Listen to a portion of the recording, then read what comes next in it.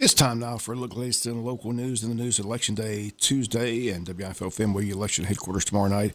We'll start our coverage around 8 p.m. from the probate office, and as soon as we receive the results of the two local county commission races, we'll report those along with how Wayne County voted in some of the state races, which will be decided Tuesday evening.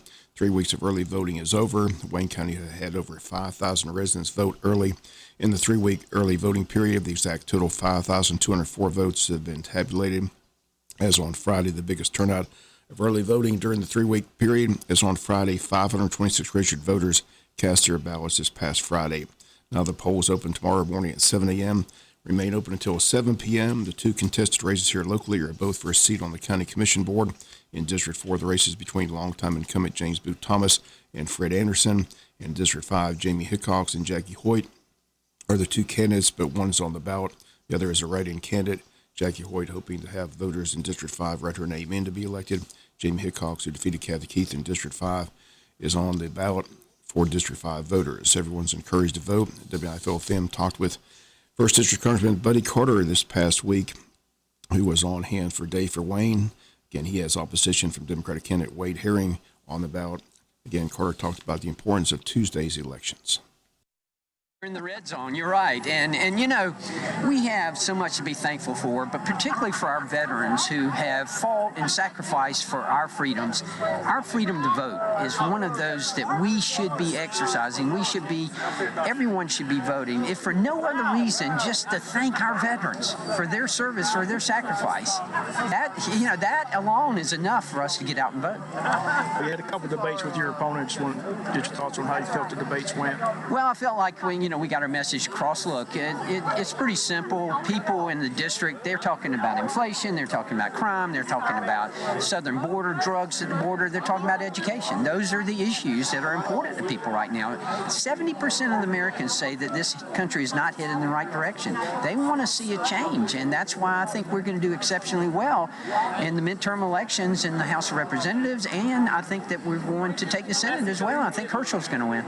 They overturned Roe v. Wade. There's a lot of talk that this was going to cause a lot of people to go out and vote for the Democratic Party, but it just doesn't seem to resonate with the average voter. Like I said, they're more concerned about inflation, crime, drugs, things like that. They are. People vote with their pocketbook, let's face it. Those issues are important, yes, but people vote with their pocketbook, and, as hard as the Democrats try to divert the attention off of the economy, they can't do it. We are in this situation because of the policies of this administration. That has consequences. That's why elections have consequences, because policies have consequences. The governor says don't believe the polls. He's just trying to encourage everybody to get out and vote. He said he needs a big turnout. He was in South Georgia all last week, talked about how important South Georgia was for him. So I know you just want to encourage everybody to get out and vote Tuesday. Absolutely. Everyone, look, this is, yes, it's a freedom, but it's also a responsibility. We owe it to everyone, to our society, to get out and exercise this freedom that we have here to vote. Okay, buddy, always good to see you. Good luck Tuesday. Thank you. And once again, those comments of the 1st District Congressman Buddy Carter. Again, he's on the ballot tomorrow when polls open at 7 a.m., remain open until 7 p.m. Again, election date is tomorrow, November the 8th. Again, our election coverage begins tomorrow night around 8 p.m. Again, we'll have the election results of those two county commission races and let you know how Wayne County voted in the state races as well. We'll be back with more news after this word from our sponsor, the commercial messages, so please stay tuned.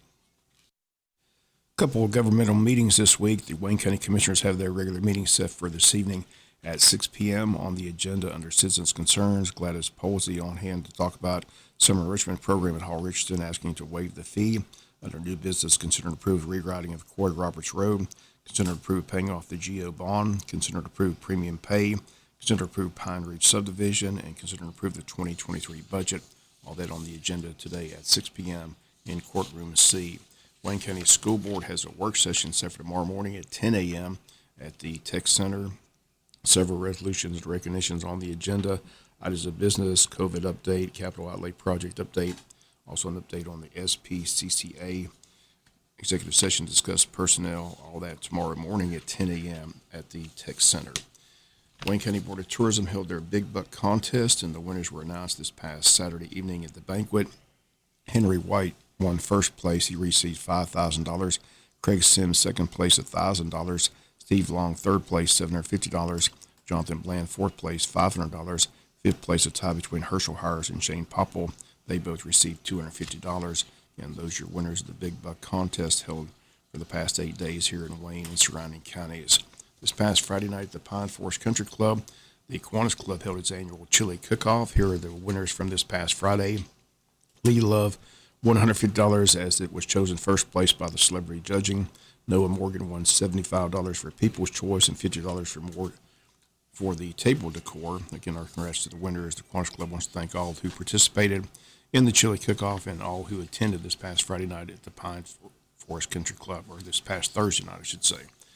We'll be back with some final news notes after this word from our sponsor, the commercial messages, so please stay tuned.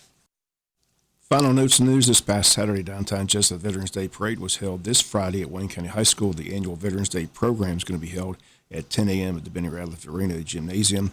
All veterans and community members are invited to attend this Friday's guest speaker is going to be a Wayne County native, Wayne County graduate Forrest Aspinwall. Once again, the program is set for this Friday, 10 a.m. at the Benny Radcliffe Arena at the high school. Again, they encourage all veterans to please attend this event.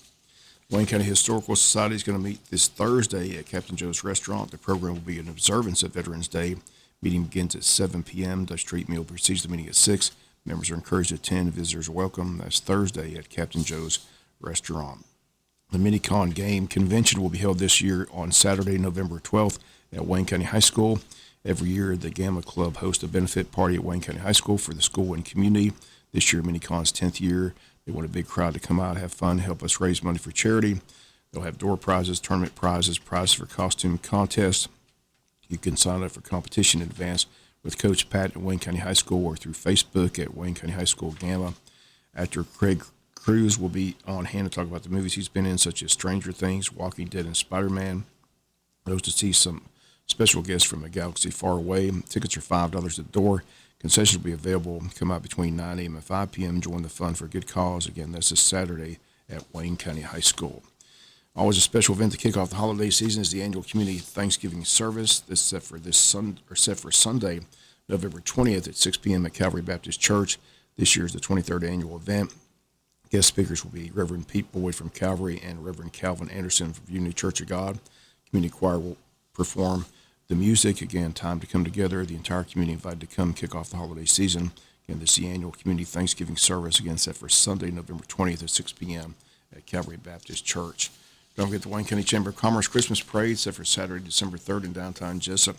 They're still looking for entries into the parade. If you'd like to make an entry, simply stop by or call the Chamber at 427-2028. Deadline to enter is Monday, November the 28th.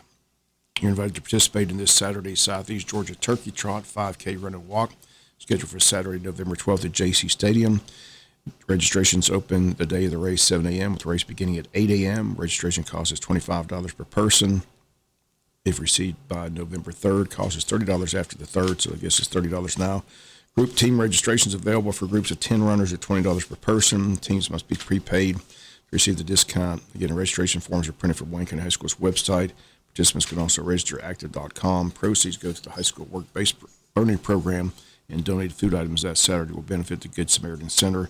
Again, the Southeast Georgia Turkey Trot 5K Run and Walk this Saturday, JC Stadium. Once again, the day of the race, 7 a.m. registration, with the race beginning at 8 a.m. That's going to do it for latest in local news. Sports comes your way in a few minutes. Bob Morgan, have a great day.